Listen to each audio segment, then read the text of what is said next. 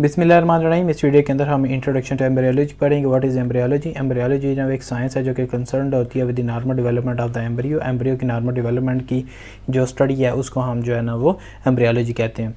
और एम्ब्रियो की normal development usually intrauterine life होती है। इंट्रायूटेराइन लाइफ के अंदर जो एम्ब्रियो की नॉर्मल डेवलपमेंट है उसके साथ जो कंसर्न साइंस है उसको हम एम्ब्रियोलॉजी कहते हैं। और इसके अलावा डिफरेंट कंजेनिटल डिसऑर्डर्स हैं उनकी भी स्टडी जो है ना एम्ब्रियोलॉजी के अंदर ही होती है। और ये जो कंजेनिटल डिसऑर्डर्स हैं इनकी अपीयरेंस जो है वो आफ्टर द बर्थ हमें मिल जाती है। जो क्लिनिकल इंपॉर्टेंस है एम्ब्रियोलॉजी के उसमें आप 4P के ज़रिए हम लोग इसकी जो क्लिनिकल इंपॉर्टेंस है उसको हम अंडरस्टैंड कर सकते हैं। उनमें सबसे पहली है कि ये प्रिवेंट करती है टेराटोलॉजी को। बर्थ डिफेक्ट जो होते हैं उनको प्रिवेंट किया जा सकता है with the study of embryology. और उसके बाद हमारे पास जो प्री नेटल डायग्नोसिस और सर्जिकल ट्रीटमेंट जो है डिफरेंट डिफेक्ट्स का वो हम इसके ज़रिए जो है ना वो इसके नॉलेज की बेस के ऊपर हम कर सकते हैं। और प्री नेटल जो हमारे पास डायग्नोसिस हैं वो हमारे पास before the birth pre partum जो हमारे पास कुछ डायग्नोसिस हैं वो उनके ज़रिए कुछ सर्जिकल ट्रीटमेंट के ज़रिए हम जो बर्थ कंजेनिटल डिफेक्ट या बर्थ डिफेक्ट्स हैं उनको हम ख़त्म कर सकते हैं।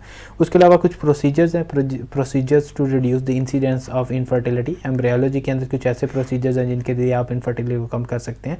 इसके अलावा जो एम्ब्रियोलॉजी है वो कुछ बेसिस प्रोवाइड करती है to understand pathology, gynaecology, histology and anatomy.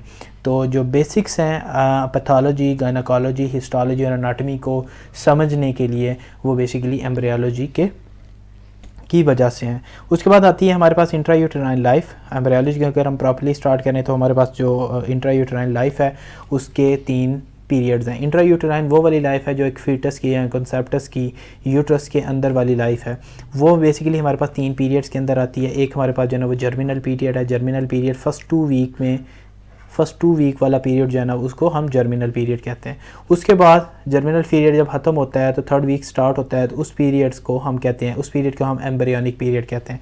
Embryonic period जो है वो बेसिकली 3rd वीक से लेके 8th वीक तक जो है ना वो रहता है। 3rd वीक के अंदर जो है ना वो बेसिकली एम्ब्रियो जो है ना वो डेवलप हो रहा होता है और 4 से लेके 8वें वीक तक जो मोस्ट इंपॉर्टेंटली ऑर्गेनोजेनेसिस ऑर्गन्स बन रहे होते हैं। उसके बाद हमारे पास है 3rd पीरियड। 3rd पीरियड जो है वो हमारे पास फीटल पीरियड है। जब 8th वीक जो है वो ख़त्म हो जाता है तो 9वां जब वीक स्टार्ट होता है उस वीक से लेके बर्थ तक का जो पीरियड है वो हमारे पास फीटल पीरियड है।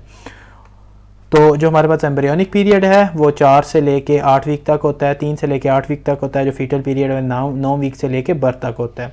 अब हमारे पास कुछ ऐसी टर्म्स हैं जिनसे रिलेटेड जो MCQs हैं वो हम एग्ज़ाम में आ सकते हैं, आते भी रहते हैं। वो ये है कि जो एम्ब्रियो है वो हम उस वक्त तक यूज़ करते हैं जब तक जो हमारे पास कंसेप्टस है वो 8 वीक तक पहुंच जाता है। 8 वीक के बाद वो फीटस होगा और 8 वीक से पहले वो एम्ब्रियो होगा। तो then replace by the foetus, यानी कि 8 वीक से अगर ज़्यादा का कंसेप्टस हो जाएगा तो उसको हम एम्ब्रियो नहीं कहेंगे, वो हमारे पास फीटस है। जो कंसेप्टस है, कंसेप्टस जो है ना वो आप एक जाइगोट को भी कंसेप्टस कह सकते हैं, एक एम्ब्रियो को भी कह सकते हैं और एक फीटस को भी कह सकते हैं। और इसकी एसोसिएटेड मेम्ब्रेन को, सारी स्ट्रक्चर्स को आप कंसेप्टस कह सकते हैं। उसके बाद आती है हमारे पास कुछ टर्मिनोलॉजी अकॉर्डिंग टू एम्ब्रियोलॉजी। उसमें हमारे पास अगर आप एक एम्ब्रियो लें तो एम्ब्रियो जो है वो 0 से लेके 8th वीक तक की जो सारी ही जो हमारे पास स्ट्रक्चर इंट्रायूटेराइन लाइफ के अंदर जो हमारे पास फेज़ होगी उसको हम एम्ब्रियोनिक फेज़ कहेंगे। एम्ब्रियोनिक फेज़ के अंदर जो हमारे पास सर वाला पार्ट होगा, हेड रीजन होगा, उसको हम क्रेनियल पार्ट कहेंगे। और जो हमारा जो है ना वो लोअर पार्ट होगा, जो हमारे पास टेल होगी, उसको हम जो हमारे पास लोअर फीट वाला पार्ट होगा उसका हम कॉडल एंड कहेंगे। उसके बाद हमारे पास जो अंटीरियर हमारे पास वाल होगी उसको एम्ब्रियो के अंदर वेंट्रल वाल कहेंगे। और जो हमारे पास पोस्टीरियर साइड है उसका हम डॉर्सल सरफेस कहेंगे। इसी तरह अगर एक अडल्ट आपके पास ह्यूमन बीइंग आएगा तो उसको अगर आप लेटरली व्यू के अंदर देखें तो उसका जो हेड है उसको आप सुपीरियर साइड कहेंगे, उसकी जो बैक है उसको आप पोस्टीरियर साइड कहेंगे और उसकी जो फ्रंट और अब्डोमिन वाली साइड है उसको आप इंटीरियर कहेंगे। और उसका जो लोअर एंड है जहाँ पे उसके फीट्स होते हैं वो वाली साइड उसकी इंफीरियर साइड होगी। उसके बाद हमारे पास पहला सेगमेंट जो आता है वो हमारे पास जनरल एम्ब्रियोलॉजी का जो है ना वो सेगमेंट आता है। जनरल एम्ब्रियोलॉजी के अंदर जब आप जनरल एम्ब्रियोलॉजी कंप्लीट ख़त्म कर सकते हैं तो उसमें आपको पता चल जाएगा व्हाट इज़ माइटोटिक डिवीजन और व्हाट इज़ मियोटिक डिवीजन। इसके अलावा list of the processes that occur during the first week of development, first week of development के दौरान जितने प्रोसेसेस होते हैं वो बेसिकली जनरल एम्ब्रियोलॉजी के अंदर डिस्कस होते हैं।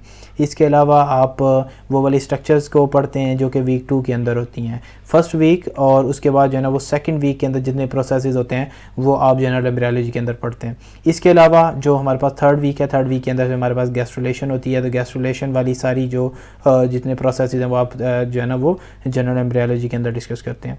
इसके अलावा जो एम्ब्रियोनिक फोल्डिंग है, जो लेटरल और जो दूसरी हमारे पास एंटीरियर जो सुपीरियर इंफीरियर फोल्डिंग्स है और जो लेटरल फोल्डिंग्स है उनको भी आपने जनरल एम्ब्रियोलॉजी में पढ़ना है। इसके अलावा डिफरेंट जो डेरिवेटिव्स हैं हमारे पास ट्राइलेमिनर डिस्क के, एक्टोडर्म, मेसोडर्म और एंडोडर्म के, वो भी आपने जनरल एम्ब्रियोलॉजी में पढ़ने होते हैं। इसके अलावा कुछ फिटल मेम्ब्रेन्स और उनका रोल और उनकी डिफरेंट जो एनोमैलीज़ हैं वो जनरल एम्ब्रियोलॉजी में डिस्कस होंगी। जब आप जनरल एम्ब्रियोलॉजी को डिस्कस कर लेंगे तो एट दी एंड आपको ये सारी चीज़ों का पता चल जाएगा।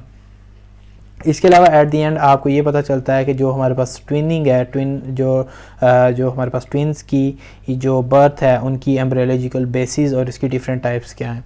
तो ये बेसिकली जो इंपॉर्टेंट चीज़ें हैं आप जनरल एम्ब्रियोलॉजी के अंदर डिस्कस कर सकते हैं। तो ये था हमारे पास जस्ट एक एम्ब्रियोलॉजी का इंट्रोडक्शन।